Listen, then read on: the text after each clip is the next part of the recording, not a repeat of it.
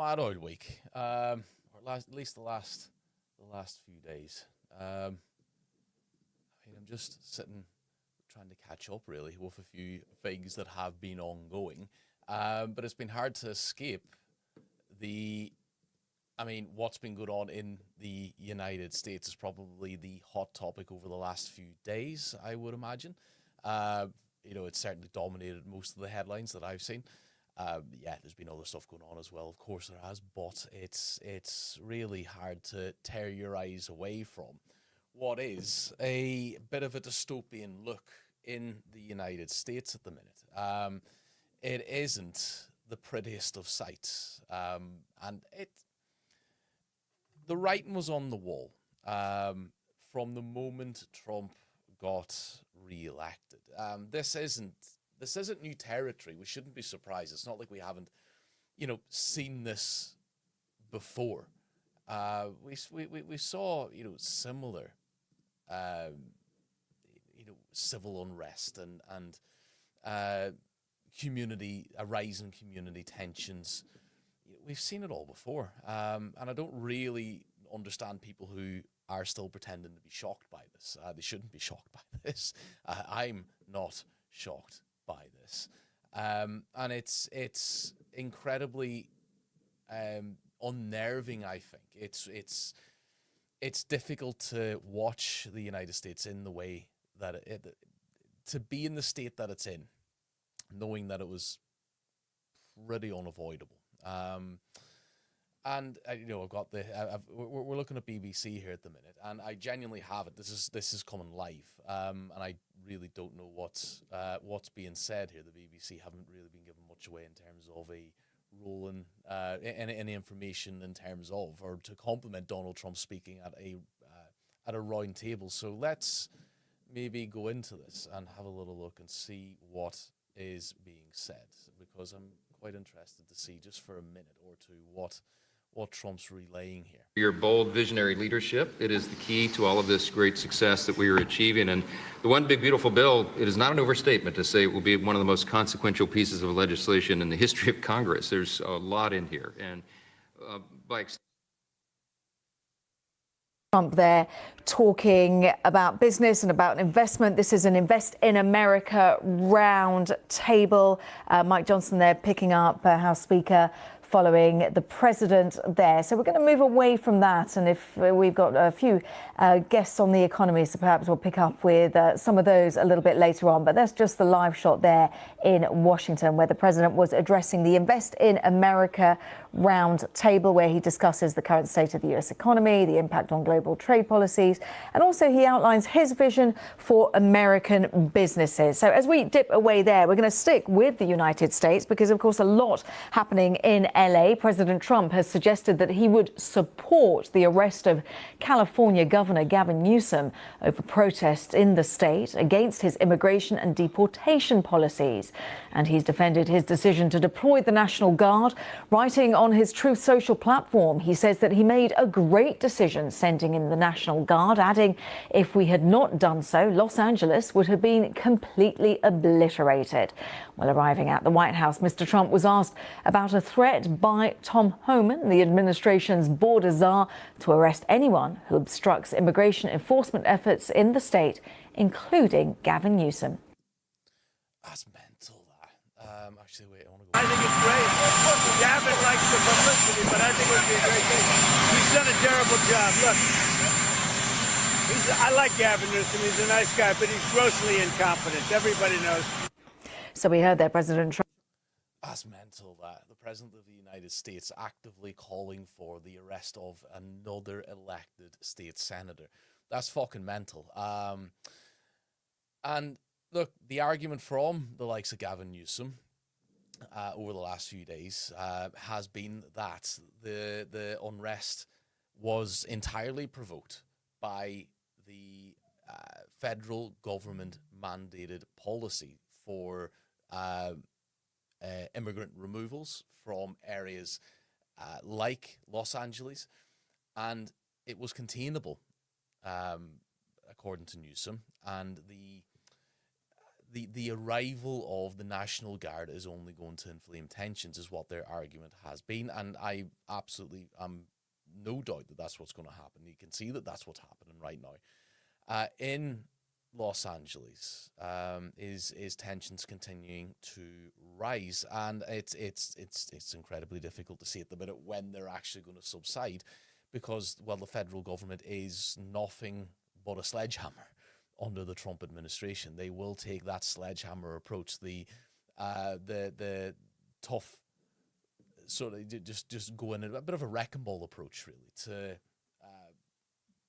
any real issue that they try and face. I mean, you just look at the policies that they pass, and it is always the most sort of simplistic but the most heavy-handed type of approach that you can think of, and it's from a criminological perspective, it always nearly gives you the opposite of what you would hope would be the desired outcome. So look, just for anybody watching who doesn't quite or hasn't been keeping up with what's been going on, there has been civil unrest over the last 3 or 4 days now in Los Angeles, following the ICE, and otherwise known as the Immigration and Customs Enforcement Agency, and their raids in areas of Los Angeles. Now, these have been taking part all over the country, but we're obviously focusing in on the city of Los Angeles.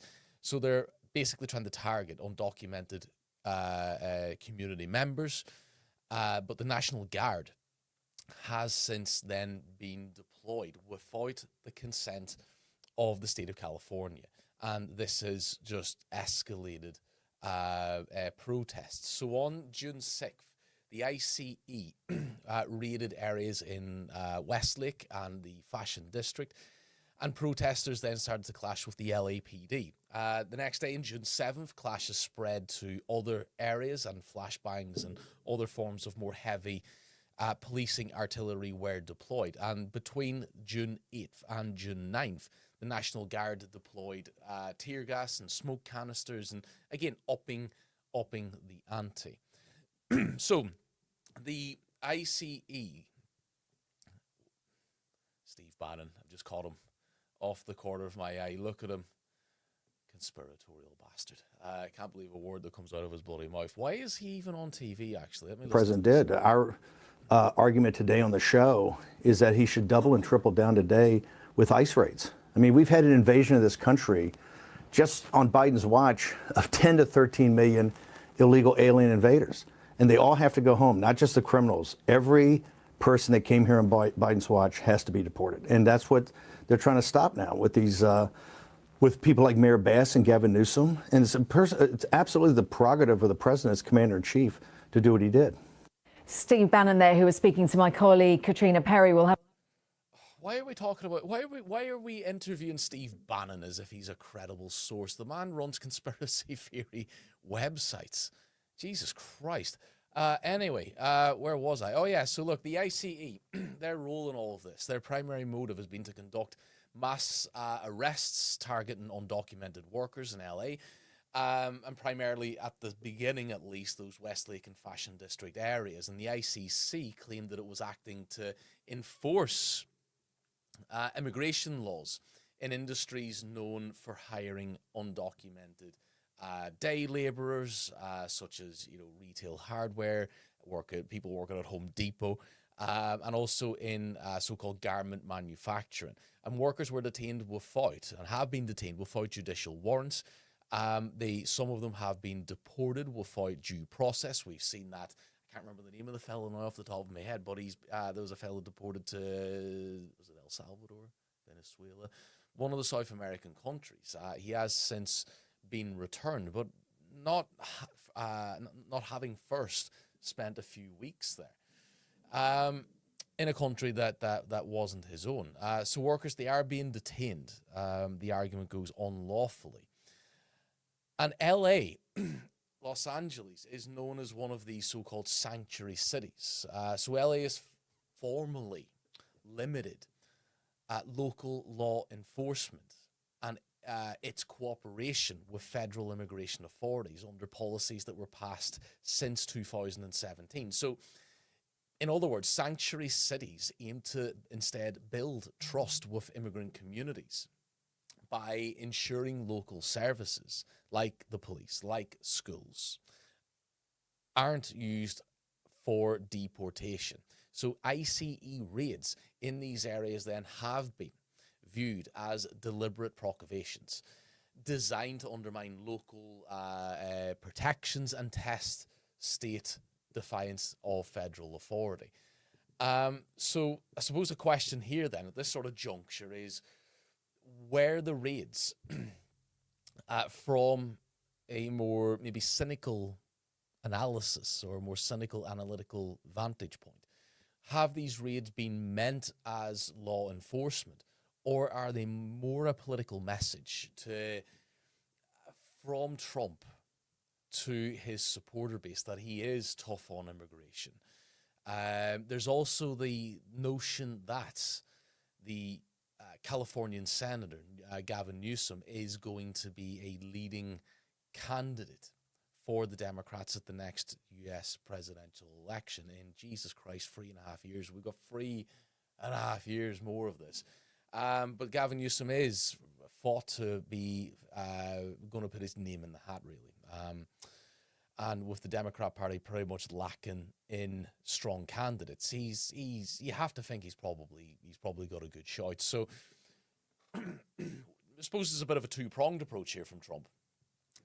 The theory goes at the moment is, well, one, this kind of action appeals to his voter base. His voter base wants to see this because, well, January 6th, the Capitol storm, we've seen the appetite for civil unrest from his voter base. And on that note, actually, I wonder if Trump's going to be pardoning any of these, anybody arrested here. He pardoned pretty much everybody, for the best of my knowledge, from that was in support of him, of the Washington Capitol storm. But yeah, well, I wonder if he's going to pardon any of these rioters at this particular event or during this particular time. I highly doubt it, of course, but nevertheless, good to pick up on the hypocrisy.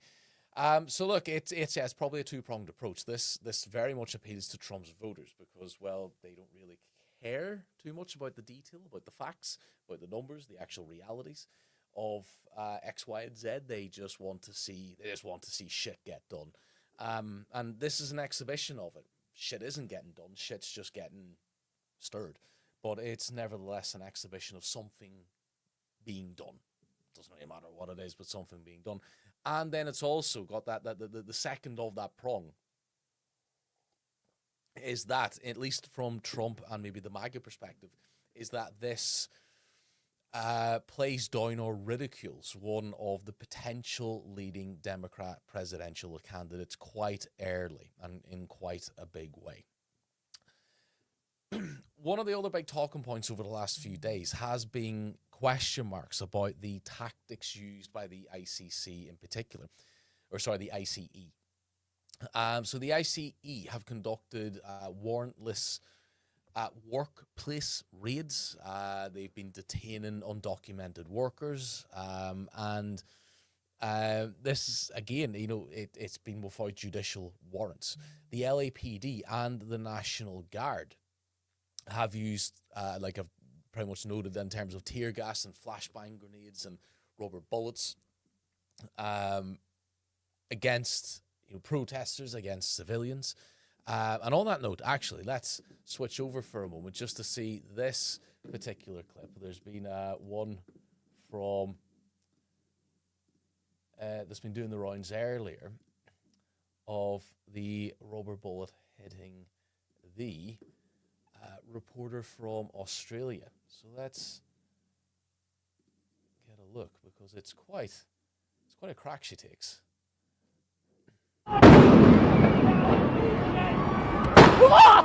You just shut the fuck up! You okay?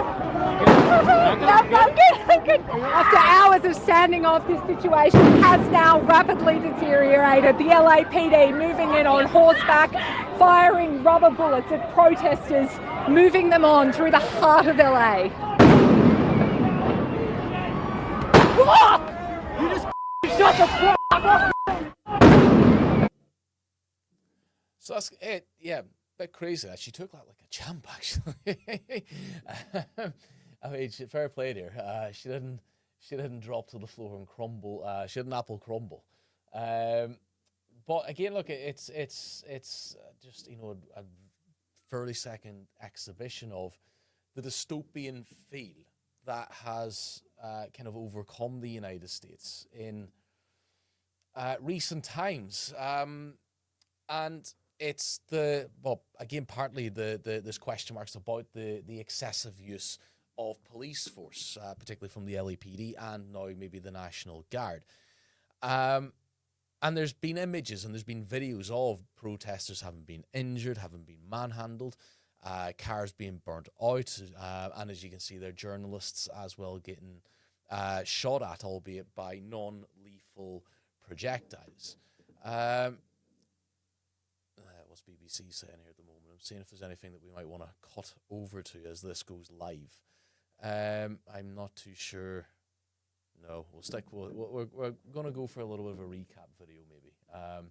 So I'm going to bring us over to 22222. Where am I going? There I am. There we go. So we're going to go over to just this bit of a sort of 90-second roundup from Reuters, just to bring us that little bit more up to speed, and just to show just to illustrate the dystopian nature of the United States right here, right now, at this particular time.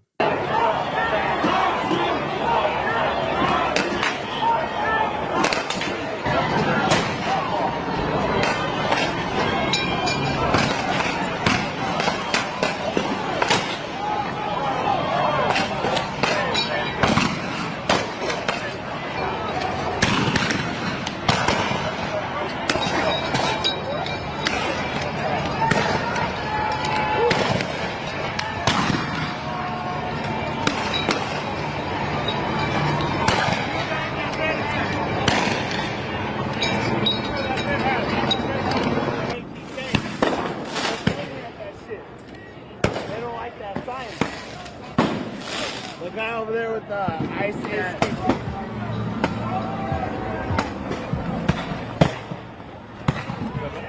Careful.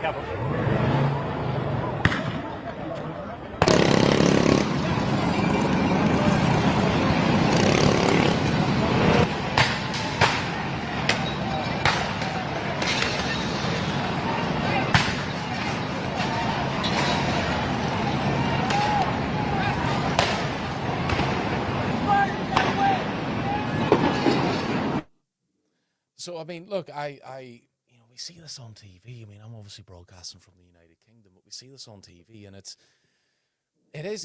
crazy to me to sit and watch that. And you know, we can seem it can feel a bit detached from us at times. I think, you know, we just see it on the TV, and we don't really. I don't know. It's weird. We don't necessarily think it's real at times, but I mean, that's very real.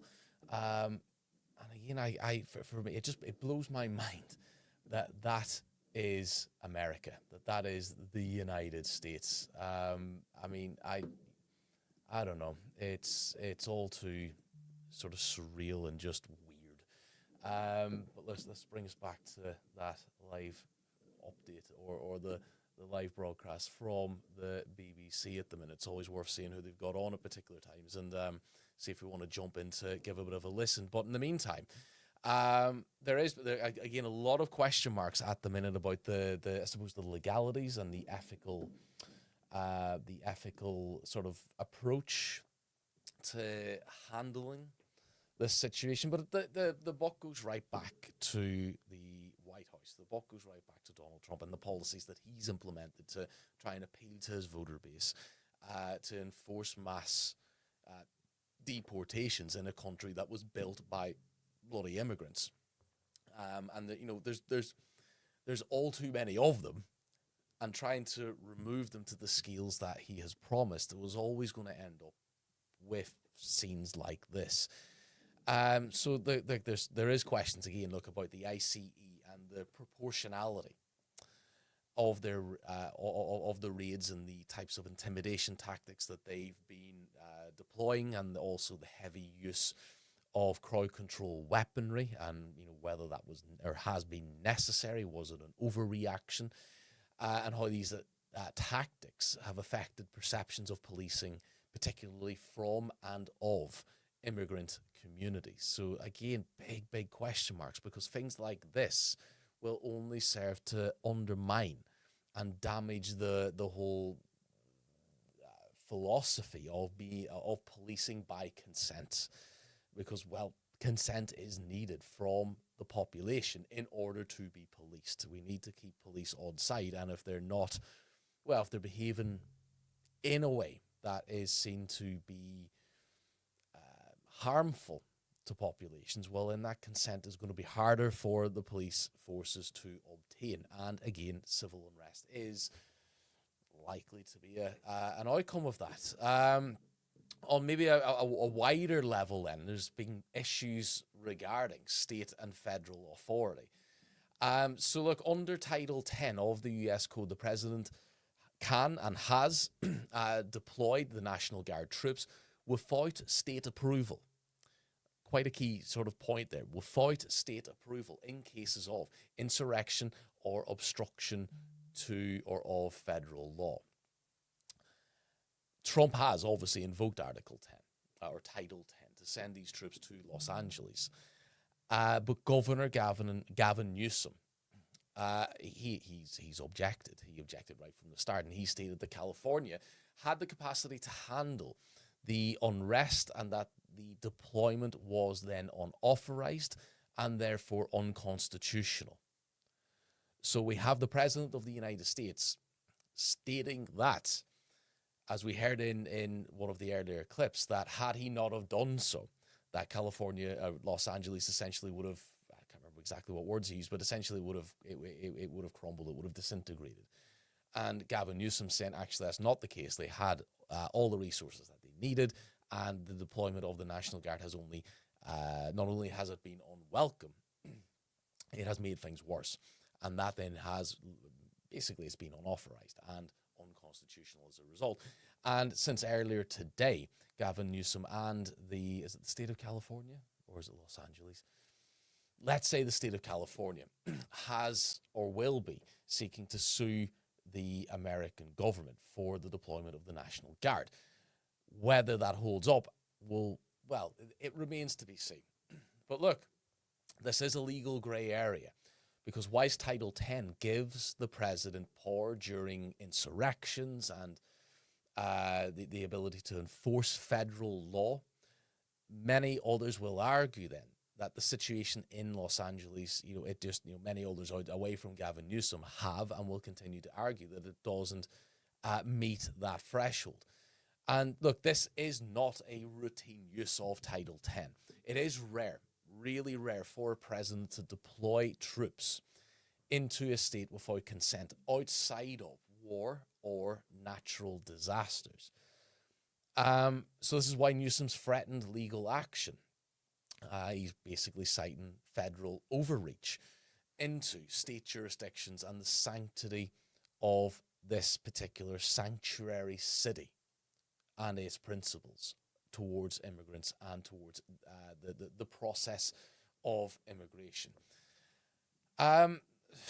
So in the long run, and this has to be considered with an authoritarian leader such as Trump. Oh, wait, we're going to go back. I want to hear what he has to say, see if there's anything particularly interesting here. Billions of gallons of water. I wanted to do it in the first term. He wouldn't do it over, I don't know, they have environmental reasons, but there were no environmental reasons. I think it's just a political philosophy. But it's lucky for the people in Los Angeles and in California that we did what we did. We got it just in time. It's still simmering a little bit, but not very much. Yeah, please. Have you gotten... A crime has he committed? I think his primary crime is running for governor, because he's done such a bad job. What he's done to that state is like what Biden did to this country. And that's pretty bad. It's the wrong philosophy. Thousands, hundreds of thousands of illegal immigrants, many of them prisoners. They're taking up your health care. They're taking up your space in schools. They're taking up your hospital. And in many cases, they're criminals.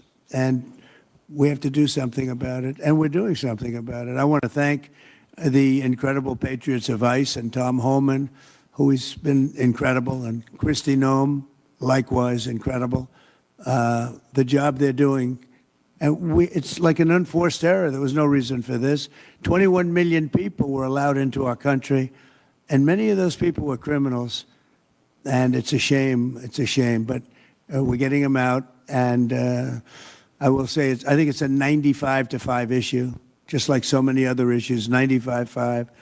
And the Democrats lost an election in a landslide because they were on the wrong side of the issues. I mean, it's not even conceivable that somebody would do the kind of things that he did. And then, you talk about projects. They want to build a train going from San Francisco to L.A., and it's costing hundreds of billions of dollars more than they thought it was going to cost. It's not even believable. To Brad and to people sitting here, would you believe that a train, it was going to cost X dollars and it might be 100 times X? Would have paid for this for about 50 million American children. You're right. 50 million American children instead of a 3-mile train track that never got built. We could have put Lincoln in charge with no experience. He would have done a good job. I guarantee you that.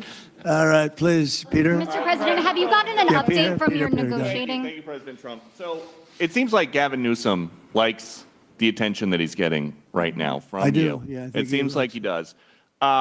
If you look at recent history, You're somebody who was watching running for BBC president, News. You. I mean, he just spews a lot, doesn't he? We know he spews a lot. Look, with an authoritarian leader like Trump, just to get myself sort of back on track there, and I'll maybe address some of the things that he's brought up in just a few moments' time, but with an authoritarian leader such as Trump, what he's doing now, the question has to be asked, does this weaken the state's rights and set a precedent for future political interference? Because, look, we need to, for those on the outside of the United States, of course, we look at America as one country, which it is. But we often forget as well that each of those really big individual states, they have their own constitution. But for the better part of my knowledge, they have their own constitution. They have their own sort of state governments, election processes, and ways of doing things that fit that particular or each particular state. And there are limits on what the federal government can and should do. And with this, from what I can see, being federal overreach, and we need to remember as well that California is a Democrat state, and Newsom is a Democrat, that can't be ignored. Those factors, those variables can't be ignored as a legitimate reason for why what is happening now is happening, because it's Donald fucking Trump. And we know he's capable of this. This is Donald Trump's second term. It should be his last. It might well not be. But assuming that it is, it's Donald Trump unhinged. This is Donald Trump unshackled. The man doesn't give a fuck.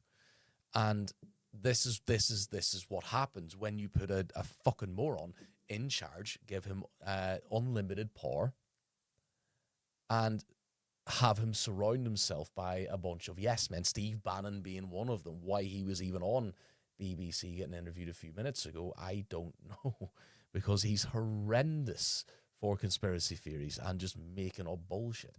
But look, we will see the effects of this also on civil rights, because multiple sources have reported that the ICE or ICE, as Trump pronounces, probably right on that, to be fair. I'll give him that one if he wants to pronounce it ICE. So will I. Why not? So multiple sources have reported that ICE agents have conducted, again, arrests without judicial warrants, and detainees were allegedly held in unmarked vehicles and held in makeshift holding sites, including basements and abandoned buildings. That shouldn't be a shock to anybody. Remember back to Trump's first term in charge, kids in cages. They were separated from parents. You know, the trend's already there. Advocacy groups, when we consider the civil rights impact of what's going on, have also raised concerns about the conditions and the legality of these detentions, calling them kidnapping under the color of law. So basically the pretense of law being there, but the argument being that, well, it bloody well isn't. And of course then, look, the injuries to protesters, because protesting is a right, peaceful protest is a right. Reporting from the media, again, is to be protected, but we saw a clip where they deliberately, it seemed, I'm not going to say that for as an absolute, but it looked pretty deliberate, was shot at and hit by a non-lethal projectile. So there have been plenty of incidences of protesters suffering injuries from rubber bullets, tear gas, flashbangs, all the rest of it. And civil rights groups are now tracking cases of excessive force, which they typically do anyway, and potential violations of press freedoms, which corresponds to infringements on American First Amendment rights. So, are we witnessing the erosion of protest and press freedoms under the guise of restoring order?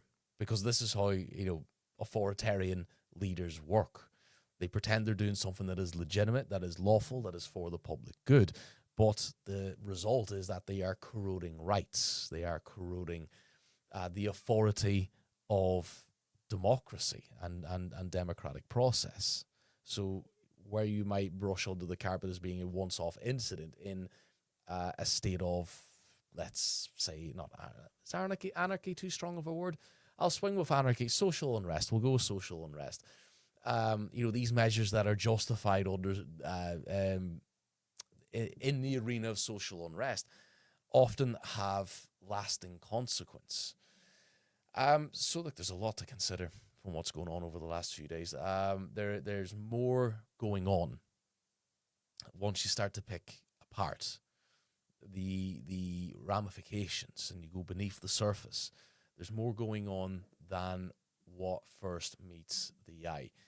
I'm going to bring us over to just one more video from Reuters, just to give us another flavor of, to add that bit more context to what has been developing over the last few days. And Reuters do a pretty good job on most occasions at covering stories and covering the bigger issues of the day on an international perspective. So let's swap over to Reuters and see what they have for us in terms of footage to illustrate just how dangerous this situation is. Off against anti-ICE protesters in downtown Los Angeles on Friday evening. The tense confrontation came after a day of federal immigration raids across the city. Dozens of people were reportedly taken into custody. This eyewitness footage appears to show one such raid, in which caravans of unmarked military-style vehicles and vans loaded with uniformed federal agents streamed through LA.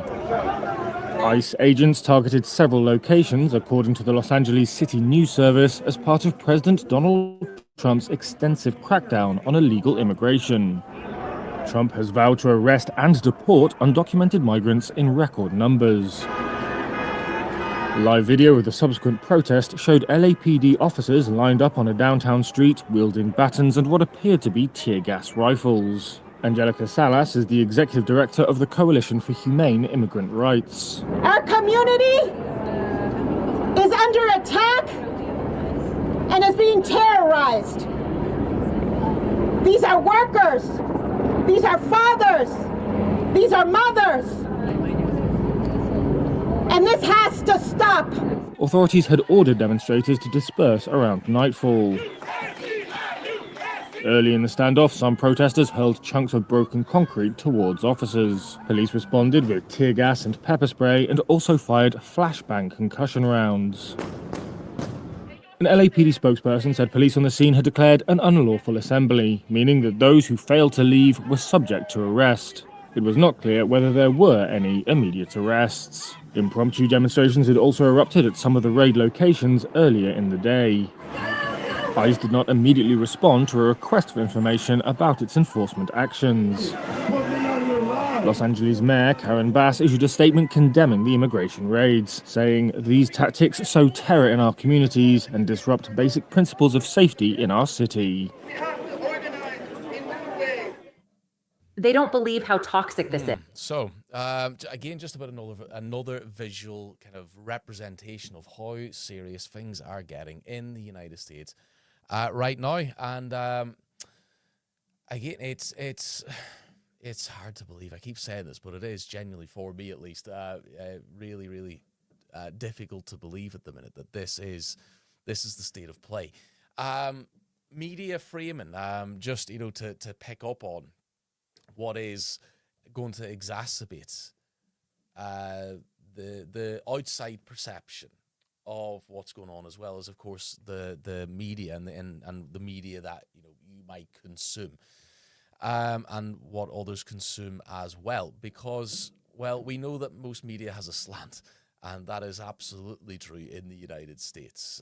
It's true here as well, don't get me wrong. Most people, the vast majority of people, their worldview is shaped still by the news, by media. So it is terribly important to pick and choose wisely, and to get a good diverse diet of news media. From what I've seen over the last few days, the likes of The Guardian, NPR, the Reuters, we just watched a clip from them, have focused on more things like the community trauma. They've questioned more the legitimacy and the legality of ICE and actions that they've taken in terms of deportation raids. These types of outlets have also done more to give voice and give interviews to immigrants and activists. Again, Reuters just exemplifying that off the back of that last video.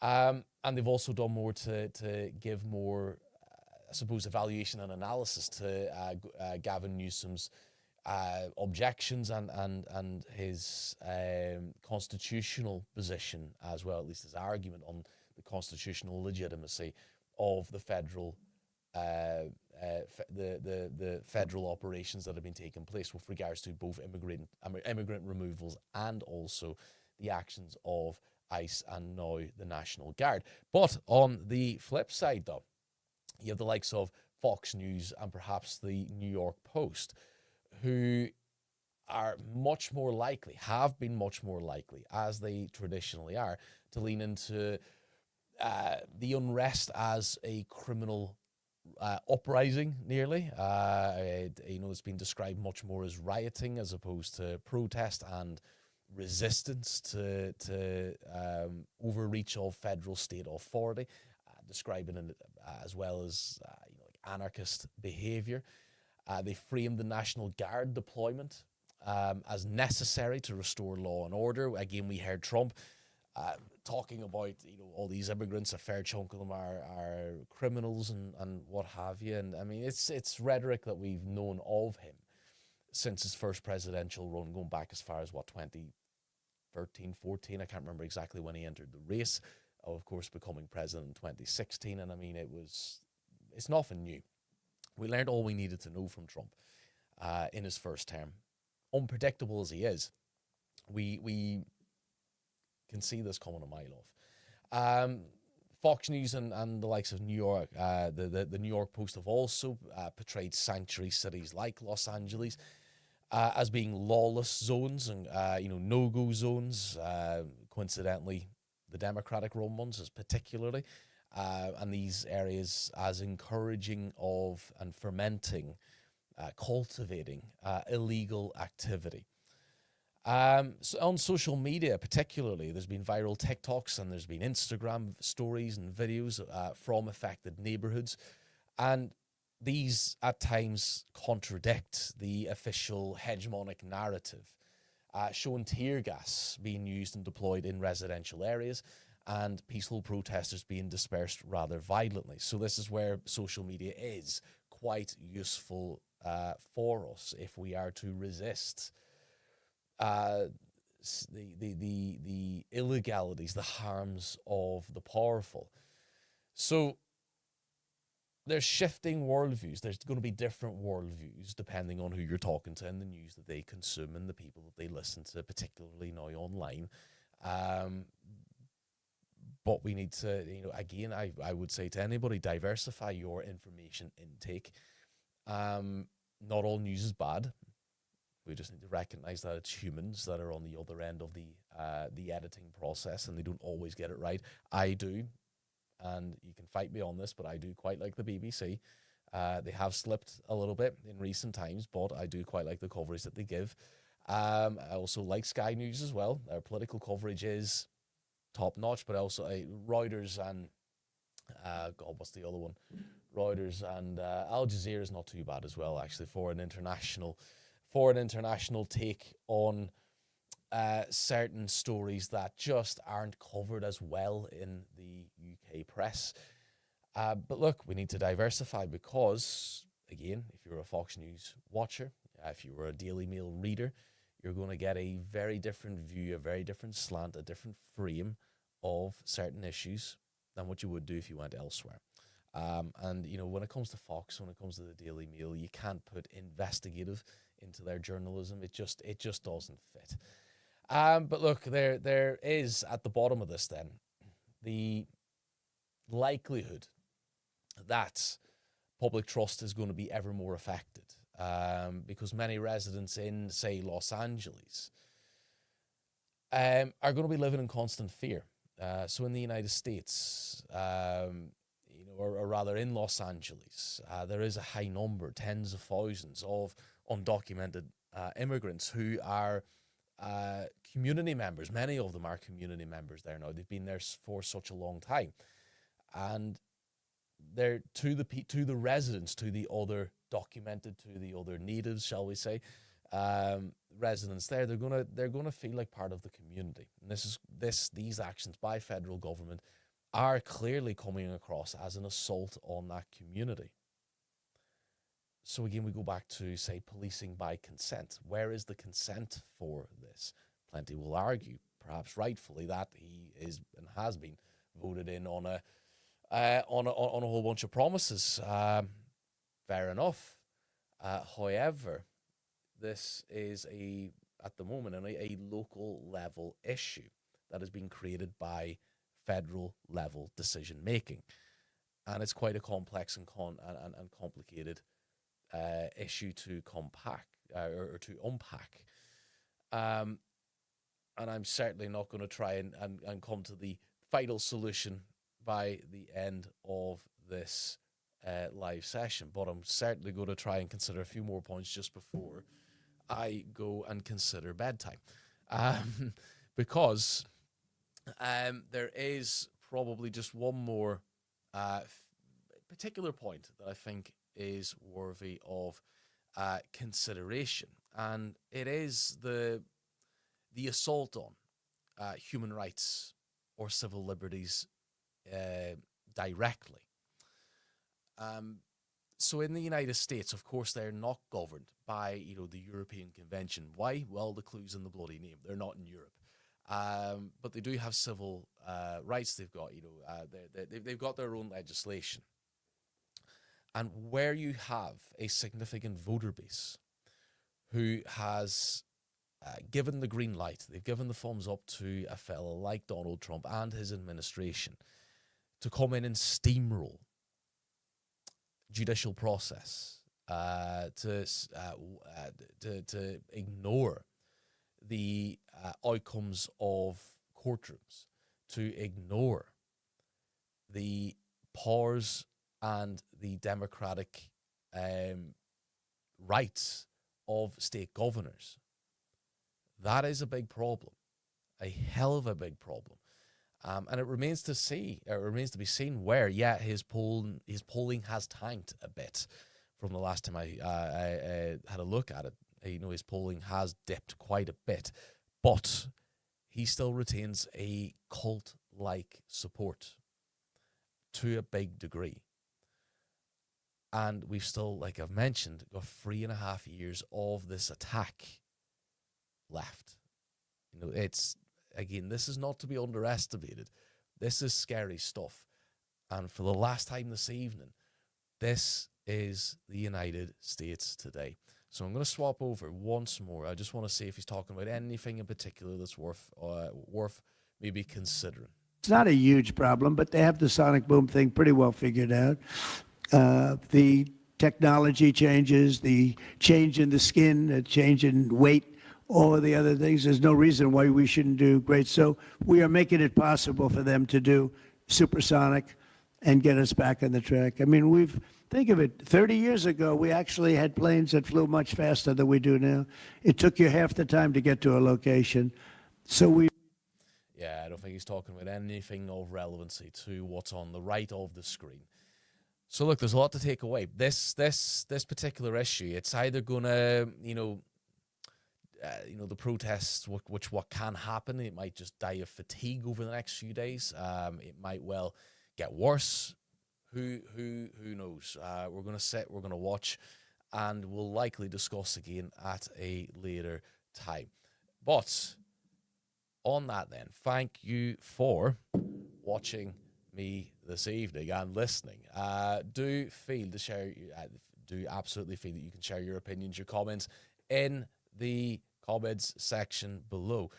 Do subscribe, and that way you'll be able to watch my next session this time next week, 8 o'clock on Mondays, where we will be discussing something big that's happened in the 7 days prior. So until then, good luck to you all.